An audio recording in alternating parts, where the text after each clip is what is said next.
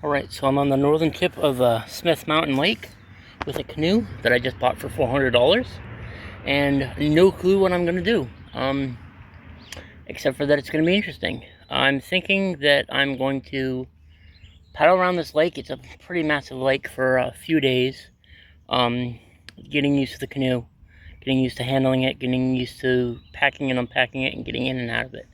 And then I am going to eventually, maybe in a week or so, I've got several days of food, so I should be able to be good for at least a week and a half, 2 weeks here on this lake. And this lake is big, 80 miles long or more. And then I'm going to paddle down the Roanoke River until I get to the Intercoastal Waterway, and I'm going to paddle up the Intercoastal Waterway to Vermont or New Hampshire or Maine. On. Recording? Mm-hmm. This is my first step. I haven't been in a boat in years. Everything about what I'm about to do here terrifies me, but never let that stop you. So, get into the boat. Help kill myself.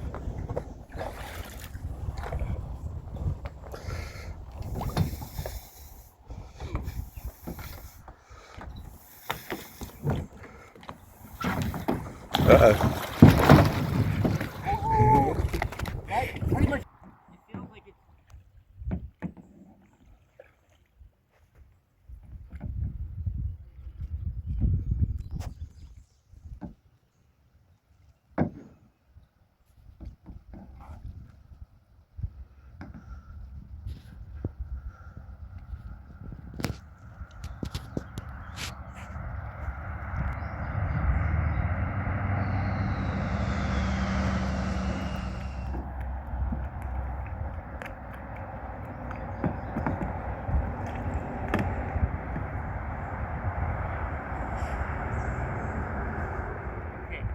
You recommend I get out without Hand on each side of the boat. Yep. Whatever side you're going to push off of, you need to get out the opposite side. Okay. Good morning. It is 7:35 on May 5th, and I am 5 hours into my new adventure. I am next to Smith Mountain Lake, which is on the Roanoke. It's a reservoir on the Roanoke River.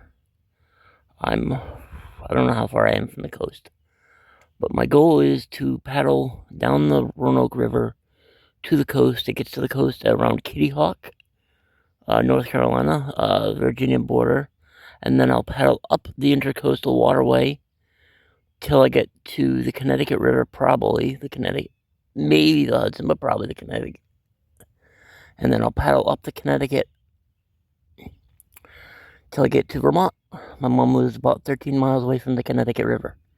So that is my goal. This is not going to be some drunken, well, I don't drink, so there's that. This is not going to be some drunken party trip. Although I'm probably not going to paddle today. I'm starting to get up. Still not entirely certain I'm going to paddle anywhere today. My arms and surprisingly my legs are sore from yesterday. I've never really paddled before. 2/3 of my entire paddling life happened yesterday. Obviously, by the time I get to Vermont, that will no longer be true. But as of right now, 2/3 of the entire time I've ever paddled in my life was yesterday.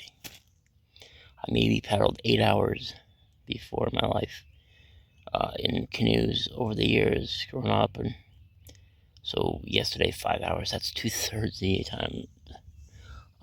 I have enough food, I think, for 2 weeks. I'll go over that in a little while. My mindset is still set on hiker food, although I've been thinking about other things I can carry. Potatoes. So I bought this case at Walmart. As you can see, my little buddy's in there right now, but it's also what it'll hold my phone, my Kindle, and I don't know where I'm going to put it, where I'm going to secure it long term in the canoe yet, but I want to find a place where I can put it so I can access my phone, keep my phone in there 90% of the time, but I can also pull it out next. Although I do have a bunch of Ziploc bags, so that is the other alternate. I have, this is the life jacket that I purchased. It is specifically designed for paddling. As you can tell, because the armholes are massive, and it's held together by these straps in the back right here. It's super thin, so that it will, I can sit perfectly normally in my seat on the canoe, and it'll, the back won't keep me if I had like a thick back, I would be like leaning forward and I wouldn't be very comfortable. But with this back, I can have it on in the canoe and it'll be perfectly comfortable. I could put my cell phone in a pocket if it's in a Ziploc bag. That would probably be a good idea because I want to be able to record a video. I saw like 10 blue herons yesterday, and they were beautiful, and I saw deer. I saw a whole herd of deer on a hillside yesterday, but my phone was buried in one of these. I bought 3 of these white dry, they're 20-liter dry sacks. Currently they hold food.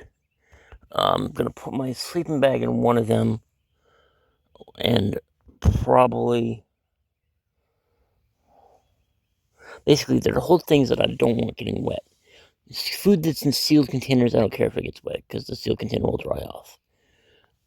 But yesterday, all my hiking gear was in the pack, and I just wanted to load it up and get paddling, so I didn't readjust my gear.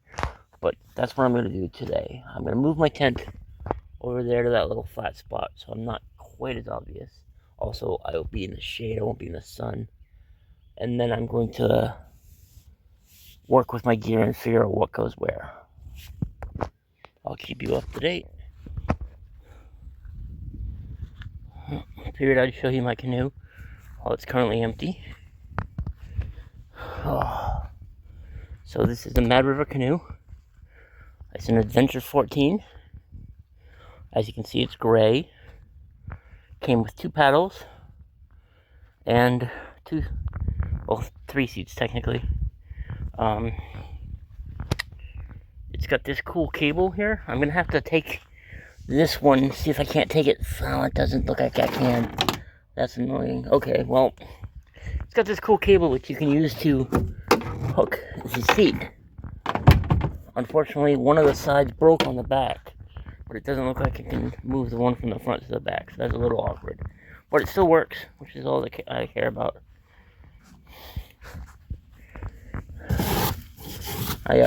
It had some water in it last night, so I still got a little water, but I dumped out most of the water. So the hook holds the seat back upright, so that makes it easy to get in. It's 75 pounds, which is a little heavier than I would prefer to be carrying, but it's very stable in the water. Once I'm in the water, I have very little fear that I'll roll. It's getting in and out that's currently the challenge. But I pulled it up on the bank. I secured it to a tree. This property belongs to somebody.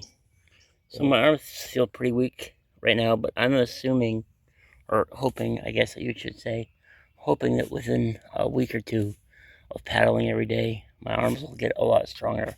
I'll be able to lift myself, and my arms hurt, my thighs hurt just from paddling yesterday. So I'm assuming, not hurt like pain, like what I was feeling like with my ankle, but just a good, solid workout kind of hurt.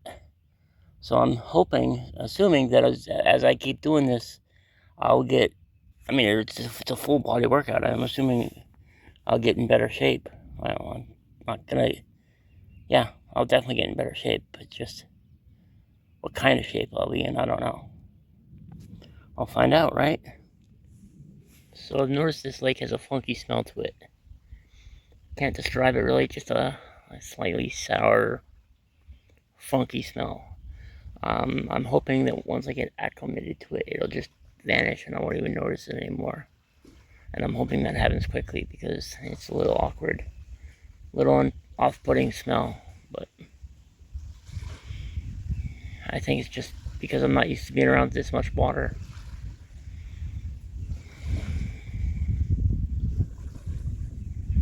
Might be also from pollution.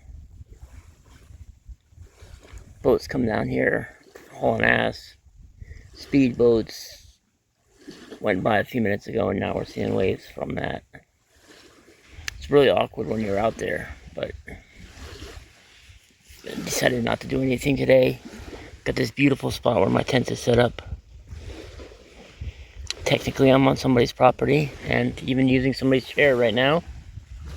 There was a little camp chairs here, so there was two. I decided to.